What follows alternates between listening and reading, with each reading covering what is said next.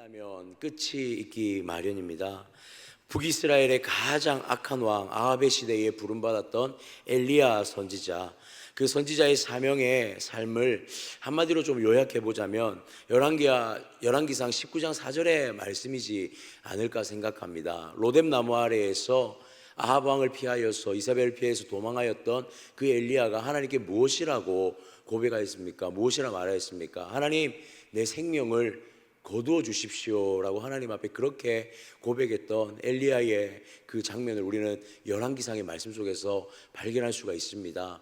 선지자로 살아간다는 그 인생, 그의 인생은 처음부터 끝까지 하나님 앞에 참 고난의 연속의 삶을 살았던 삶이지 않을까 생각되어집니다. 그럼에도 불구하고 하나님 앞에 내 생명을 거두어 달라라고 고백했던 그 인생이 아무리 고난의 인생이었고 정말 어려운 인생이었지만 우리는 그 인생이 하나님 앞에 철저한 순종의 인생이었다는 사실을 우리는 또한 볼 수가 있습니다.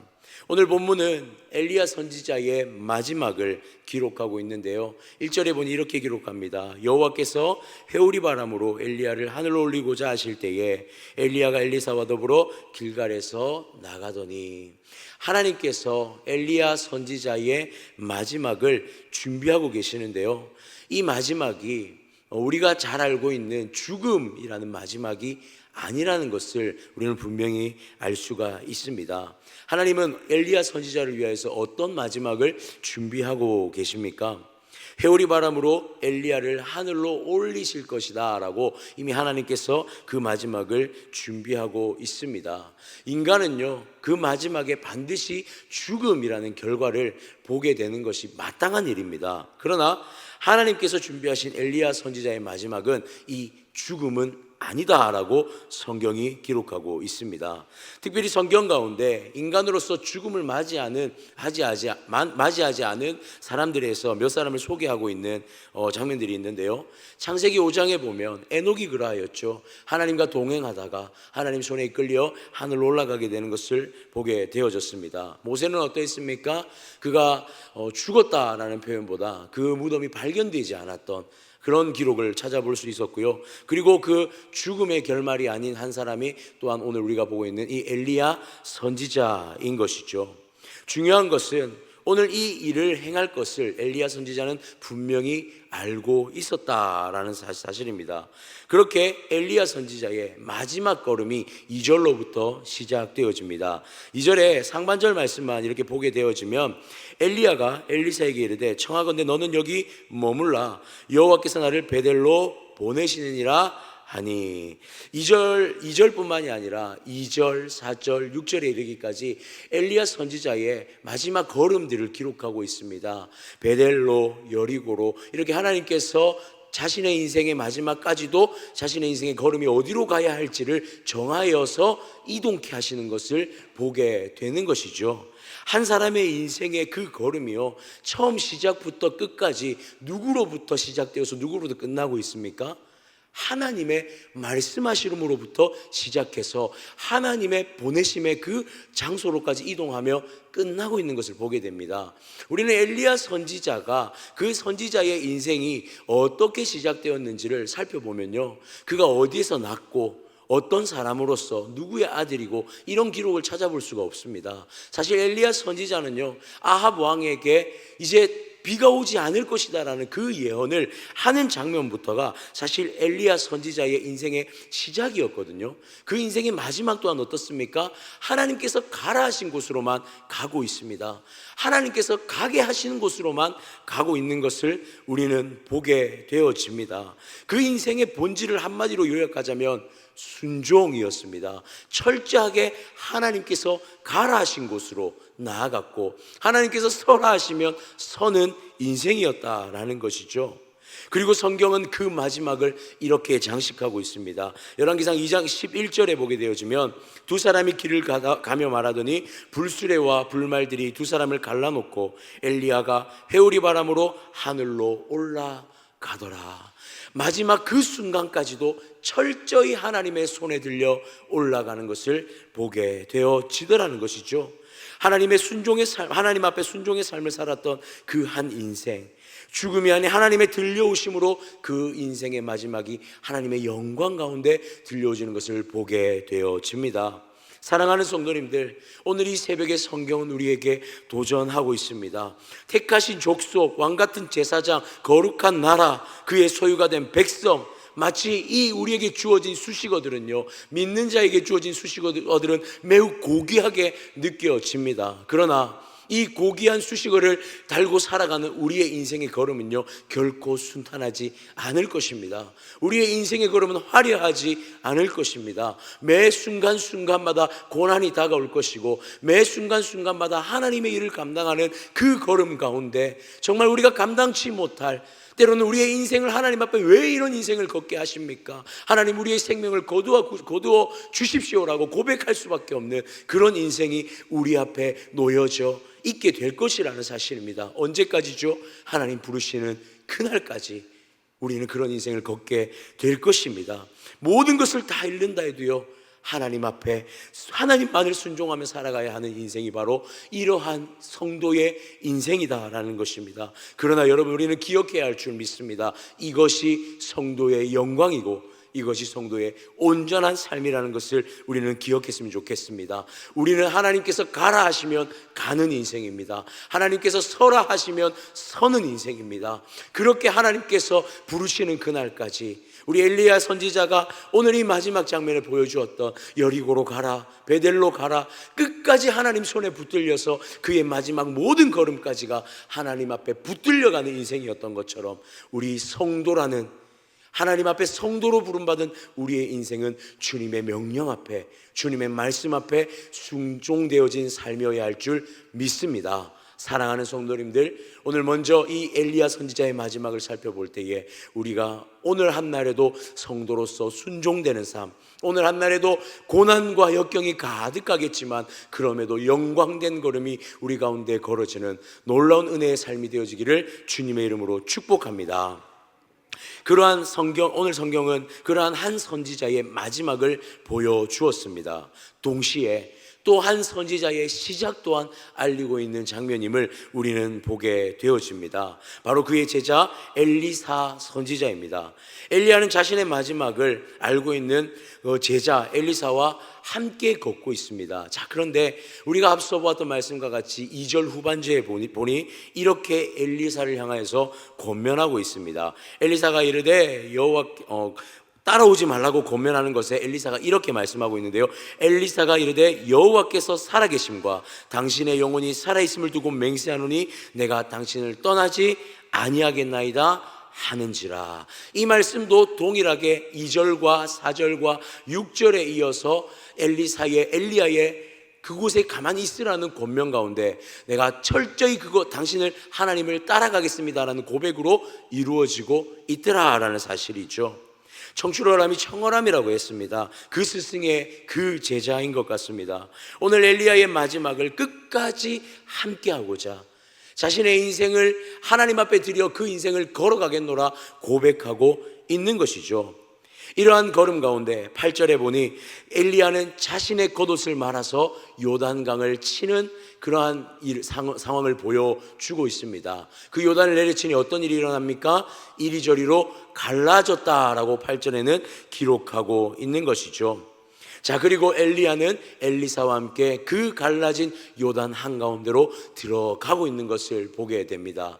이 요단이 갈라지는 장면은 우리의 기억 속에, 성경을 알고 있는 우리의 기억 속에 매우 특별한 기억들을 다시 한번 들춰내고 있습니다.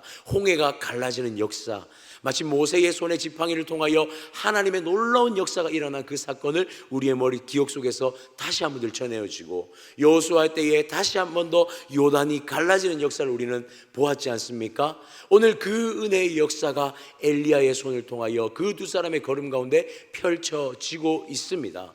하나님의 역사의 특별한 순간 가운데 두 사람이 들어가고 있는 것이죠.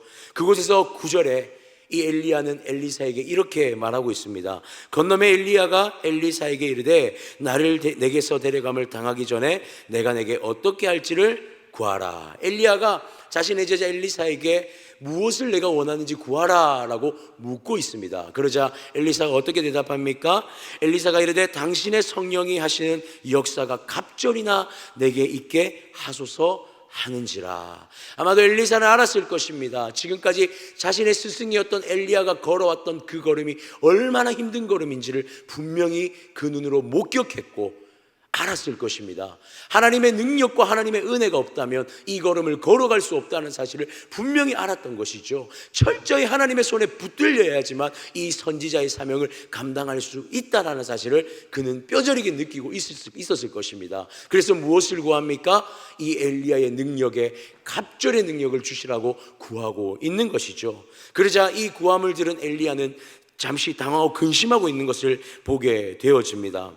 엘리야는요, 자신에게 부여한 이 사명이요, 하나님의 능력이 없이는 감당할 수 없다는 것을 그 또한 분명히 알고 있었습니다. 즉 하나님께서 엘리사를 선택하여 선지자로 세우시지 않는다면 자신은 이것을 들어줄 수 없다는 사실을 분명히 알고 있는 것이죠. 그래서 열왕기상 2장 10절에 보면 이렇게 기록합니다. 이르되 내가 어려운 일을 구하는도다. 이것은 분명히 엘리야에게 어려운 일입니다. 엘리야가 할 수 있는 일은 아니라는 사실이죠. 그러나 나를 내게서 데려가시는 것을 내가 보면 그 일이 내게 이루어지려니와 그렇지 아니하면 이루어지지 아니한지라 하고, 하나님께서 엘리야를 데리고 올라가시는 그 장면을 엘리사가 목격하게 된다면 그것이 바로 하나님이 너를 나의 다음으로 임명하는 것이 될 것이다. 하나님께서 나에게 부어줬던 능력의 갑절을 부어줄 것임을 너희가 확신하게 될 것이다 라고 약속하고 있는 것을 보게 되어집니다. 그리고 우리가 11절의 말씀 가운데 무엇을 보게 되어지죠? 불말과 불병거가 와서 그 엘리야를 태워 올라가고 회오리 바람을 통하여서 엘리야를 데리고 올라가는 그 장면을 엘리사를 통해 보게 하시더라라는 사실입니다. 11절 말씀 한번 볼까요?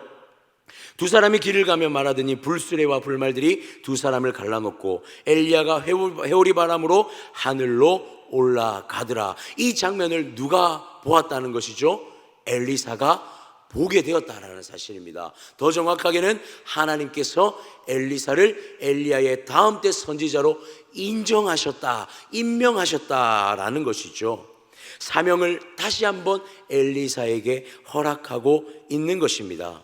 하나님께서요, 한 선지자, 하나님의 위대한 그 한 선지자의 마지막을 보여주었다면 오늘 이 장면을 통하여 또 다른 하나님의 선지자를 세우는 것을 보게 되어지는 것입니다.